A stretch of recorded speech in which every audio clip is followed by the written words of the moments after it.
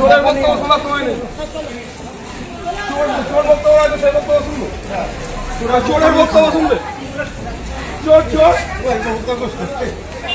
আর চোরের বক্তব্য নাকি শুনতে হবে?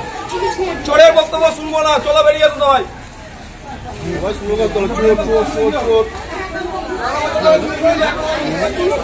রাস্তাঘাট কিছু করে হাত করলো না।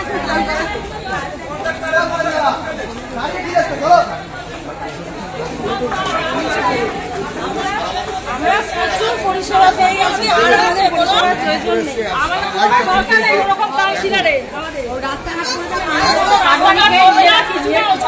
তাছাড়া কিছু আচ্ছা ব্যবহার মানুষের সাথে ব্যবহার নেই,